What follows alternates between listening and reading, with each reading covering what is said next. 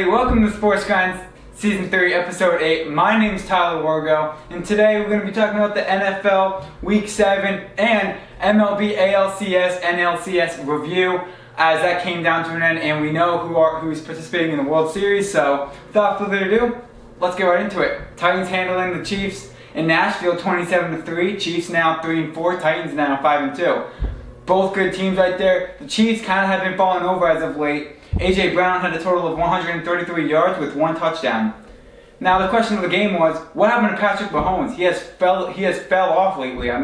Patrick Mahomes, he needs to understand that these teams are getting harder and harder to beat. We're seeing teams like the Cardinals, like the Titans, come from last season to this season with great improvement. And, Mahomes needs to handle the defense well, and obviously he did not handle it well last week. And we got to see more from Patrick Mahomes. He thinks that, and I'm not a Chiefs fan, but I want to go against Mahomes right here. He doesn't understand what it's like to face those teams. So when a week like last week happened, he fell off. So Packers conquered the Washington football team 24-10. Chris Blewett made 1 out of 2 field goals, scoring a total of 4 points in kicking. So Chris Blewett, he's a good kicker for the Washington football team, although he can't be that full guy to rely on, obviously, as Mason Crosby for the Packers made 1 out of 2 field goals as well, scoring a total of 6 points. So obviously that game was mostly kicking. And, are the Packers going far this year? Yes, no doubt. Obviously with Davante Adams, actually Davante Adams is hurt, but he should be coming back off the COVID reserve list later this season, so that's not that big of a deal. Aaron Jones, you got him as the running back, as well as Randall Cobb, so obviously Aaron Rodgers working perfectly with them on the field. And yeah, Packers, I have confidence in them going far this year. Bengals had a field day beating the hard-hitting Ravens 47-17. We've never seen the Ravens get crushed by this much since last season. Joe Burrow had a total of 416 yards with a total of 3 touchdowns. Jamar Chase and Uzomah had a combined 292 yards with 3 touchdowns.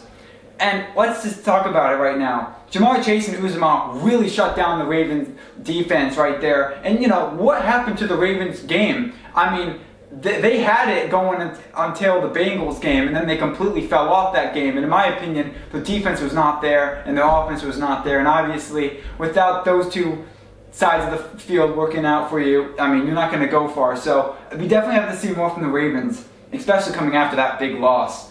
But I do give it to them. The Bengals are a good team. Giants defeated Sam Darnold and the Panthers 3-25. A lot of fans were shocked right there. Giants really got that win right there against the Panthers. Panthers were not expecting to lose that much. And Daniel Jones had a total of 203 yards with a total of 1 touchdown. Devontae Booker had 51 yards, having 1 touchdown. Devontae Booker, obviously him and Daniel Jones working perfectly on the field, especially with Saquon Barkley out. So obviously the Giants really love that win right there. But can the Giants keep this up? Obviously, yes, they got that win last week, but with 5 other wins, with 5 losses on their back, they have to improve still. I feel that the defense was really well against the Panthers that game. 6 sacks, 1 interception. Offense was kept calm the whole game. Calm is confidence for the Giants. And, Giants still have much to prove even after last Sunday. And we could definitely see it, especially it working without Saquon Barkley. So that win was a good win for the Giants. Falcons beat the Dolphins in a close game 30-28. Patriots destroyed the Jets 13-54. Jets had their backup playing that game, which means that they obviously did not win.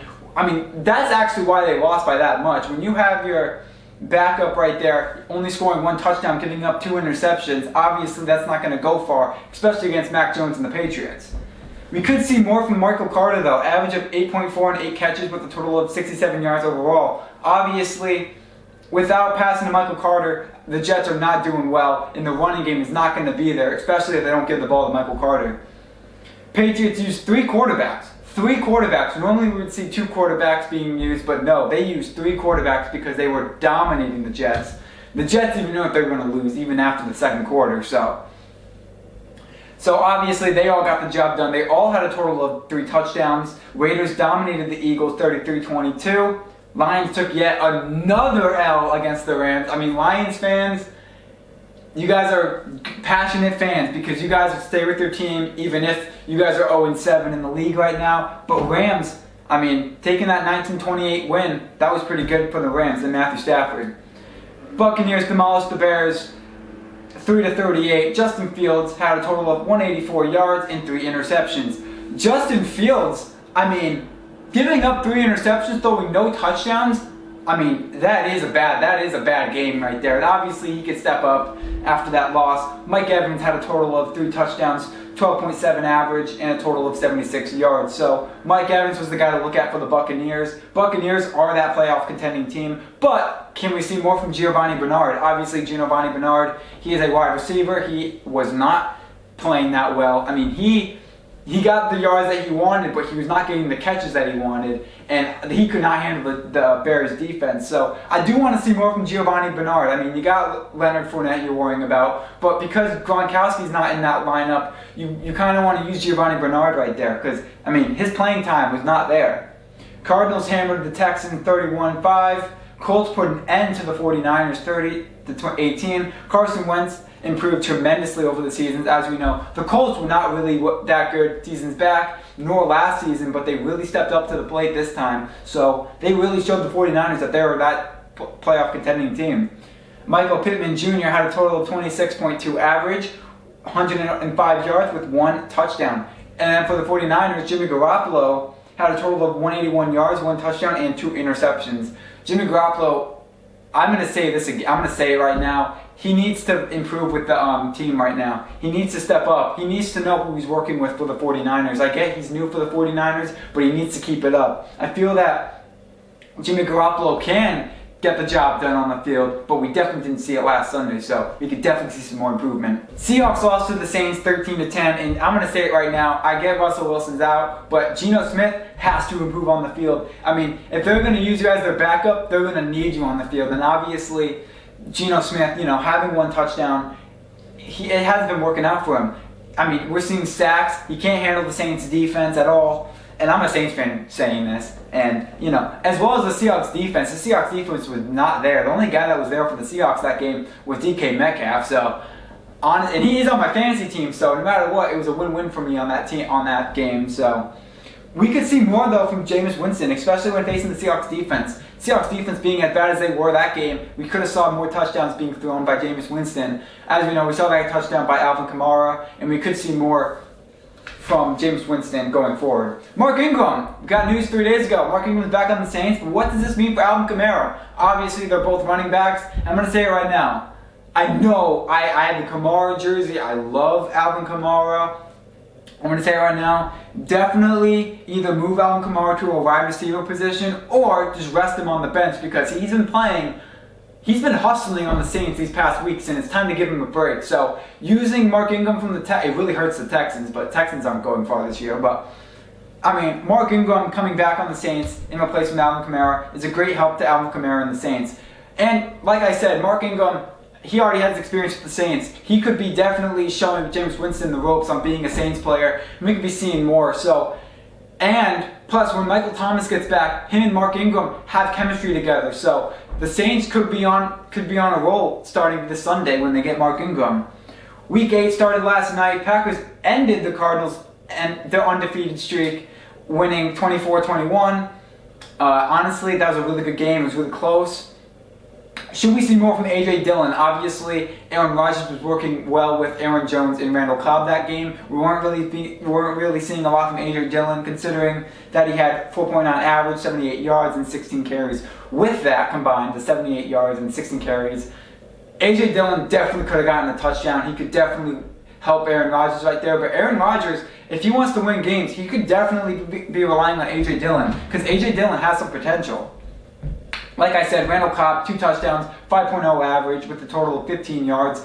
And, A.J. Dillon had more yards than Randall Cobb, but still, Randall Cobb doesn't need that much yards to get the job done with Aaron Rodgers. They just need their running game and their passing game, and they got it. So, but what does this mean? But what does this loss mean for the Arizona Cardinals going forward? Because obviously the Cardinals having that 7-0 record and losing it now 7-1, I think it's not stopping them going forward. I feel that Cardinals still have a lot of potential going forward.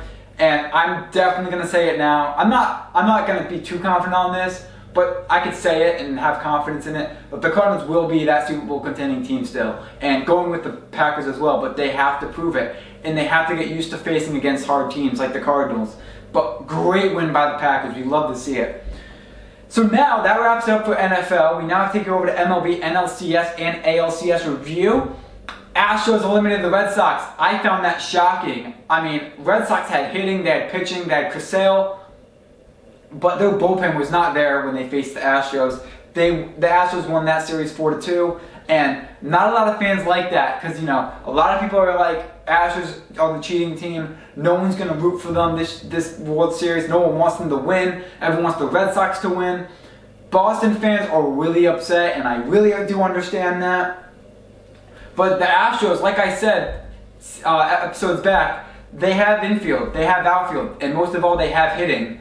But their pitching, I'm shocked they even made it to the World Series with their pitching, because their pitching can definitely have slumps. The only good player is Gurriel and Lance McCullers Jr. So, and now we take it over to, I know I'm a Braves fan, I'm kind of over this, but I'm a Dodger fan.